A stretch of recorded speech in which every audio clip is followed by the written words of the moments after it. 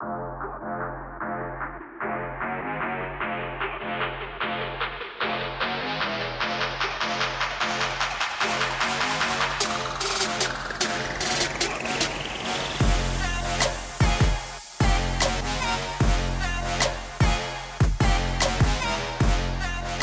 guys, welcome to today's video.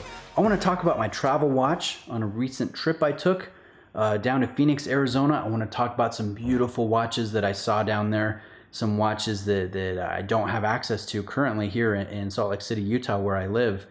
And it was really fun. So I chose to take the Air King. Phoenix is just a quick flight from where I am, and currently they're in the same time zone.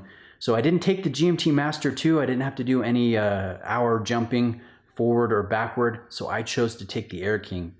And I tell you what, that thing is an awesome travel watch for a few reasons. I knew I would be doing a lot of security checks when it came to the airport and to an NFL game that I went to. I went to the Cardinals and Steelers game on Sunday.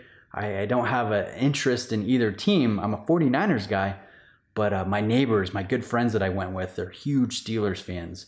So we went down there to have fun, go to the game, and have that awesome experience. So anyways, I went through a lot of security checkpoints. There was a lot of magnetic flux around me, so I wanted to have a watch that was completely impervious to that magnetic flux, and one that was accurate, reliable, under the radar. The Air King checked all the boxes. It's my favorite Rolex as well, so it was great to make all these memories wearing this watch, and I really enjoyed it. So in the comment section, let me know what your travel watch is. If you travel frequently, love to hear what you like wearing. Now, if any Steelers fans are watching this video, I tell you what, you guys travel so well. That was very impressive. There might have been more Steelers fans in attendance than there were Cardinals fans. That was pretty wild. And it was really fun being at that game. Great energy and atmosphere. And as you guys can see here, here's the Air King on wrist. So that was really, really fun.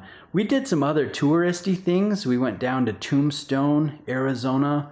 We ate at some fantastic local places, ate some great food, all different types. But here's a picture of my Air King on a New York strip. I know that'll trigger some of you guys, and some of you, I know some of you are as weird as I am. You put your watch in your food and take a picture of it. Man, that's kind of crazy. But being that crazy watch idiot savant that I am, we had to visit some watch shops when we were down there. So on Sunday, actually, before the game, we went to the Fashion Square Mall in Scottsdale, and they have some boutiques there that, again, are not found here in Salt Lake City. The first one we went to was Hublot. Now, I know some of you guys don't like Hublot. You think they're overrated. You think they're only for rappers and such. But dude, Hublot makes some really sharp watches. Now, I've reviewed the 45mm Classic Fusion Blue on Alligator. And some of you didn't believe me when I said this in my review, but I said it was probably the sharpest dial that I've ever seen when it comes to the pop and light play and detail work, how clean and well executed it was. I said that it was more impressive than a Grand Seiko dial. And so the Seikopaths came out of the woodwork and attacked me. But yeah, Hublot is awesome. So it was really fun to try on some of their watches.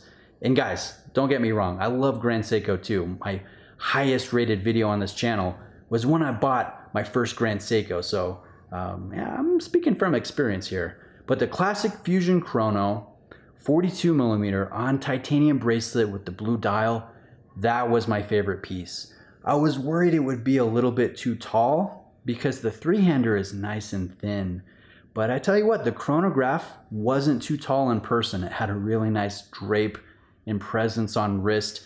And again, the dial detail work is just next level. So I really love that. I'd love to own one of those one day. And side note, my team, my favorite NFL team, is actually the 49ers, and their head coach, I've seen him wearing a Classic Fusion Chrono, but he's got the anthracite dial and it's not on a bracelet.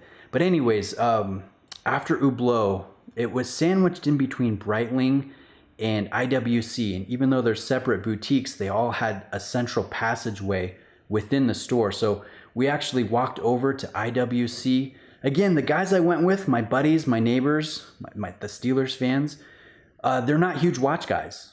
They can appreciate a watch. And I will say, experiencing these boutiques with them was a lot more fun, I think, than going with the fellow watch nut, because it was fun to see them learning about price points, movements, materials, what you can get for the price. It was a fun experience. And one of the guys was shocked to learn that there are such things as watches that cost over $100,000. There was a platinum tourbillon in the IWC store, and it was really cool to see his face when he heard the price point there. But very beautiful stores, very friendly sales staff. I really enjoyed actually all the watch shops we went to. But my favorite easily in IWC was another blue dial chronograph. It was the 43mm Le Petit Prince on bracelet. Now, the bracelet is something else. It takes the watch to the next level. There's an ingenious sizing system. You know, there's not traditional screws and pins and such that they have, and there's just details that you don't see when you're looking at stock pictures and such. So on the bracelet, when you open up the clasp, you can see beautiful engine turn perlage work, very nice detail. I mean, you don't see it unless you're taking off or putting on the watch. So I really like seeing that. And the clasp had an ingenious sliding system, pretty much like a glass huta, where you press a hidden button in the clasp, the logo, and then you can adjust up and down the travel and get the perfect fit on wrist. So I was really impressed to see that on the IWC. And they've started offering 8-year warranties, up from 2 years. So that's another tempting thing. I know I say this a lot when I'm reviewing a watch, and I'm super impressed by the brand, and I say, all right, this Panerai is on the list, or this Grand Seiko is on the list.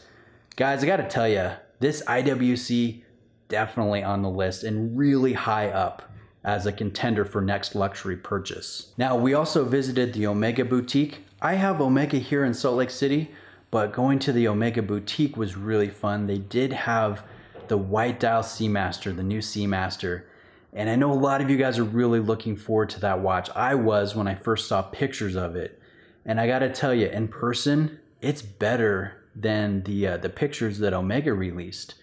It's not a matte dial, it is ceramic, but it has more of a muted appearance, and it just looks fantastic. You know, it's a lot less shiny and reflective than the black and blue versions. I've reviewed the black dial here on the channel. Really like the watch. And so I think it's beautiful. I love the pop of red. I think they did a great job, and I think it's gonna sell really well.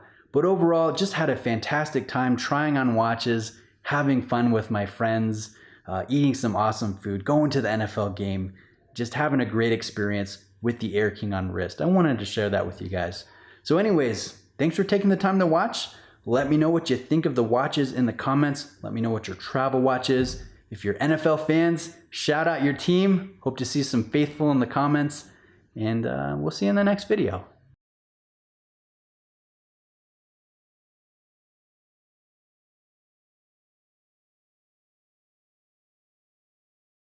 That $120,000. Oh my god. I mean, that's a deal. I had to get out of there, Bruce. It's like, Isn't that nuts? oh my heck. Platinum 'Cause they're tourbillon. really, I mean, you know, People buy them. they're beautiful. I can see how you could get excited about it. It's a rabbit hole. Yeah.